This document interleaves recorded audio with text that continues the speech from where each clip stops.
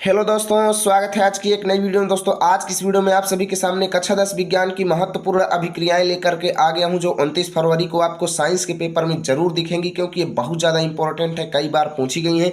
इसलिए मैं ये कहता हूं दोस्तों कि 2024 के लिए वेरी वेरी वेरी इंपॉर्टेंट है। तो पूरा वीडियो देख करके जाइएगा, एक एक रिएक्शन बहुत ज़्यादा इंपॉर्टेंट है। पूरी रिएक्शंस को आपको 29 फरवरी से पहले पहले तैयार कर लेना है, ताकि एग्जाम में आपका 5 से 6 नंबर इन रिएक्शंस की वजह से कन्फर्म हो जाए। ठीक है ना। तो चलिए बिना देरी के वीडियो को शुरू करते हैं और एक एक रिएक्शन आपको दिखाते हैं। तो यहाँ पर देखो, पहला प्रश्न है दोस्तों, उपचयन तथा अपचयन अभिक्रियाएं क्या हैं। बहुत ज़्यादा इंपॉर्टेंट है, पहले चैप्टर से ये अधिकतम पूछा गया क्वेश्चन है। ठीक है। तो अब अलग अलग आप लिखेंगे उपचयन के बारे में। तो पहले लिखेंगे कि वे अभिक्रियाएं जिसमें ऑक्सीजन का योग होता है। उपचयन क्या है? जिसमें ऑक्सीजन जुड़ता है तथा हाइड्रोजन का ह्रास होता है, यानी हाइड्रोजन घटता है। ठीक है। उपचयन अभिक्रियाएं कहलाती हैं। जैसे कार्बन में ऑक्सीजन जोड़ दिया हमने तो क्या बन गया?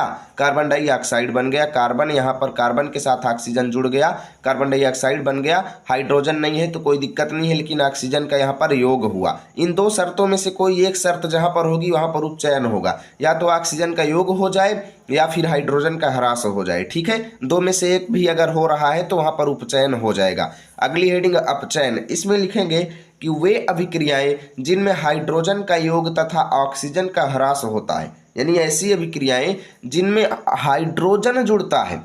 उपचयन में क्या हो रहा था? हाइड्रोजन घट रहा था, लेकिन यहाँ पर हाइड्रोजन जुड़ेगा और ऑक्सीजन घटेगा, यानी ऑक्सीजन का ह्रास होगा। ठीक है। अपचयन अभिक्रियाएं कहेंगे। ठीक उसके विपरीत, ठीक है ना, इसमें ऑक्सीजन जुड़ेगा और हाइड्रोजन घटेगा, अपचयन में ऑक्सीजन घटेगा, हाइड्रोजन जुड़ेगा। ठीक है। एग्जाम्पल के तौर पर आप लोग लिख सकते हो CuO की जब क्रिया H2 के साथ कराई जाती है तो यहाँ पर देख सकते हो Cu से ऑक्सीजन का ह्रास हो गया और Cu अकेले बच गया। ठीक है। तो यहाँ पर आप लोग ने देखा कि यहाँ पर आपने देखा कि हाइड्रोजन का जो यहाँ पर योग भले ही ना हुआ हो, लेकिन ऑक्सीजन का ह्रास जरूर हुआ है। ठीक है। इस वजह से यहाँ पर अपचयन अभिक्रिया हो जाएगी। अब देखो अगला, ऊष्मा शोषी तथा ऊष्मा छेपी अभिक्रियाओं को परिभाषित करो। बहुत ज़्यादा इंपॉर्टेंट क्वेश्चन है। ऊष्मा शोषी के बारे में लिखेंगे जिन रासायनिक अभिक्रियाओं में ऊष्मा अवशोषित होती है, यानी जिनमें ऊष्मा हमें खुद से देनी पड़ती है, ऊष्मा अवशोष कर लेती है, वो ऊष्मा को सोख लेती है, उन्हें हम ऊष्मा शोषी अभिक्रियाएं कहते हैं। जैसे N2 प्लस O2 दोनों मिलकर बनाए 2NO, लेकिन यहाँ पर हमने फिर भी माइनस में ऊष्मा है। क्यों? क्योंकि ऊष्मा को हमने दिया है, यहाँ पर इतनी ऊष्मा की ज़रूरत है जितनी यहाँ पर माइनस लगा हुआ है, यानी इतनी ऊष्मा की कमी है तो हमें इतनी ऊष्मा और देनी पड़ेगी। ठीक है। और ऊष्मा छेपी में क्या रहता है कि जिन रासायनिक अभिक्रियाओं में उत्पाद के निर्माण के साथ साथ ऊष्मा भी उत्पन्न होती है, उन्हें हम ऊष्मा छेपी अभिक्रियाएं कहते हैं। ठीक है। क्योंकि इसमें ऊष्मा निकलेगी और ऊष्मा शोषी में ऊष्मा अंदर सोखेगी। ठीक है, अवशोषित तो होगी। तो बस शब्दों से अर्थ निकालो। ऊष्मा अवक्षेपी, ऊष्मा अवक्षेपी, अवक्षेपी मतलब क्या करने वाली? उत्पन्न करने वाली। ठीक है ना। तो यहाँ पर ऊष्मा जनरेट होगी और यहाँ पर ऊष्मा अवशोषित होगी। एग्जाम्पल के तौर पर आप लोग लिख देंगे CH4 प्लस 2O2 दोनों मिलकर के बनाएगा CO2 प्लस बनेगा 2H2O और साथ में प्लस में ऊष्मा लिखी हुई है। इसका मतलब यह है कि ऊष्मा यहाँ पर उत्पन्न हो रही है। ठीक है। अब देखो तीसरा प्रश्न, रेडॉक्स अभिक्रिया क्या है, उदाहरण सहित स्पष्ट कीजिए। बहुत ज़्यादा इंपॉर्टेंट क्वेश्चन है। रेडॉक्स अभिक्रिया हर वर्ष बोर्ड एग्जाम में पूछी जाती है पहले चैप्टर से। तो इसमें लिखेंगे कि वह रासायनिक अभिक्रिया जिसमें एक अभिकारक का ऑक्सीकरण, ठीक है। देखिए, अगर जो लोग चैप्टर ना पढ़े हो वो रटना शुरू कर दें, ठीक है ना, क्योंकि उनके पास अब रटने के अलावा कोई चारा नहीं है। वह रासायनिक अभिक्रिया जिसमें एक अभिकारक का ऑक्सीकरण तथा दूसरे अभिकारक का अपचयन होता है, यानी जिसमें एक अभिकारक जो है क्या होगा? ऑक्सीकृत होगा, यानी उपचयित होगा, तथा दूसरा अभिकारक जो है अपचयित होगा। ऑक्सीकरण को ही उपचयन भी कहते हैं, ध्यान देना। ऑक्सीकरण उपचयन का ही दूसरा नाम है। ठीक है। और अपचयन को हम अनॉक्सीकरण भी कहते हैं। तो यहाँ पे लिखेंगे दूसरा अभिकारक का अपचयन होता है, वह रेडॉक्स अभिक्रिया होती है। यानी जहाँ एक तरफ उपचयन भी हो रहा है और दूसरी तरफ अपचयन भी हो रहा है, वो रेडॉक्स अभिक्रिया होगी, और इसी को हम उपचयन अपचयन अभिक्रिया भी कहते हैं। ध्यान देना। ठीक है। एग्जाम्पल के तौर पर आप लोग देख सकते हो, कॉपर ऑक्साइड की हमने H2 के साथ क्रिया कराई तो कॉपर ऑक्साइड का ऑक्सीजन हट गया और कॉपर अकेला बच गया, यानी ऑक्सीजन का ह्रास हो गया। इसका मतलब यहाँ पर क्या हो गया? यहाँ पर हो गया अपचयन अभिक्रिया, ठीक है। और H2 में क्या होगा, इधर देखेंगे ऑक्सीजन जुड़ गया, तो जब H2 में ऑक्सीजन जुड़ गया तो ऑक्सीजन का योग किस में होता है, उपचयन में होता है, ठीक है। इस तरीके से रेडॉक्स अभिक्रिया आपको लिखना है और ये रेडॉक्स अभिक्रिया का एग्जाम्पल है।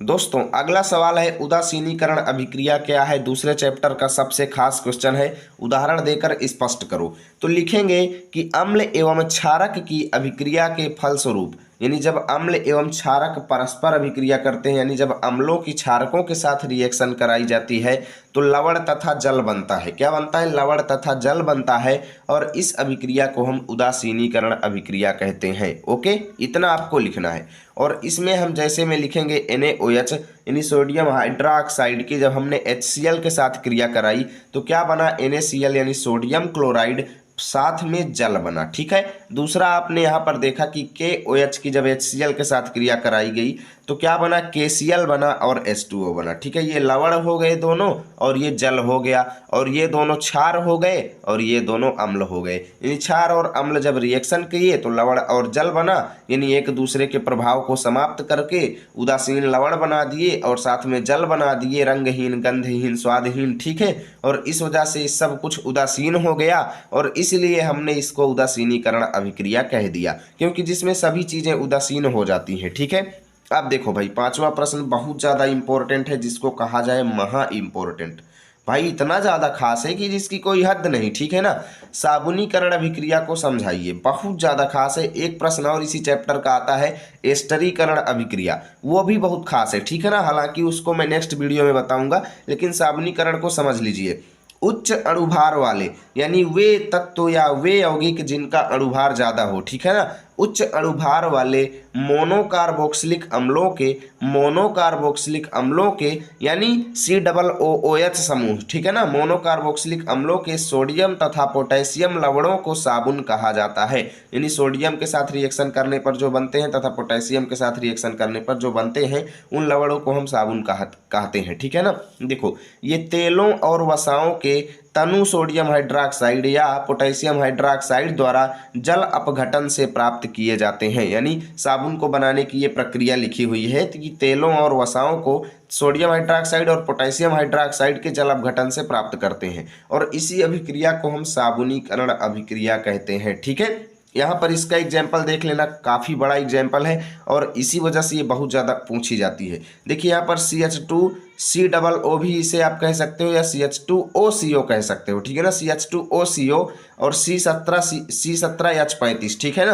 और CHOCO C17H35 और CH2OCO C17H35। देखो, ऊपर वाला फार्मूला नीचे वाला फार्मूला सेम है, और ये किसके फार्मूला है, ये पूरा फार्मूला किसका है, ट्राई स्टीयरिन का। किसका है, ट्राई स्टीयरिन का, जो कि एक वसा है। बीच वाले में देखिए यहाँ पर H2 नहीं है, क्योंकि यहाँ पर ये दो बॉन्ड ऊपर और नीचे वाले दो बॉन्ड बिजी हो गए, ठीक है ना। इस वजह से यहाँ पर 2 नहीं लगेगा, यहाँ पर एक ही H लगेगा, क्योंकि कार्बन का एक बॉन्ड तो इस O के साथ जुड़ा है, एक बॉन्ड इस H के साथ और 2 बॉन्ड ऊपर नीचे, यानी 4 बॉन्ड पूरे हुए, ठीक है। तो इस वजह से यहाँ पर H अकेला है, बाकी ऊपर नीचे आप लोग H को डबल देख रहे हैं, ठीक है। तो ये पूरा सूत्र आप लोग देख लेंगे, बहुत आसान है, ऊपर नीचे सेम लिखेंगे और यहाँ पर H कम कर देंगे। ये हो गया ट्राई स्टीयरिन का। जब हम इसकी क्रिया सोडियम हाइड्रोक्साइड के साथ कराएं, यानी जब वसा की क्रिया हमने किसके साथ कराया, सोडियम हाइड्रोक्साइड का, और जब जल अपघटन किया तो यहाँ पर एक तरफ मिलेगा CH2OH, एक तरफ मिलेगा CHOH और एक तरफ मिलेगा CH2OH, यानी ऊपर नीचे वाला सेम, नीचे वाले में आप लोग यहाँ पर एक H रखेंगे, ठीक है। और साथ में बनता है 3C17H35COONA, जो कि सोडियम स्टीयरेट का सूत्र है, और इसी को हम साबुन कहते हैं, ठीक है। और इस तरीके से पूरी रिएक्शन आपकी खत्म हो जाएगी और आपको बेहतरीन नंबर मिलेंगे अगर आप इस तरीके से एग्जाम में लिख करके आते हो। उम्मीद करता हूँ वीडियो अच्छी लगी होगी। आज की इस वीडियो में मैंने टोटल 5 या कह लो 6-7 है, ठीक है ना, क्योंकि एक प्रश्न में मैंने 2 रिएक्शंस को फिट कर दिया है। यदि वीडियो अच्छी लगी तो लाइक करना, दोस्तों के पास शेयर करना। मिलेंगे आपके साथ अगले वीडियो में, तब तक के लिए जय हिंद, जय भारत।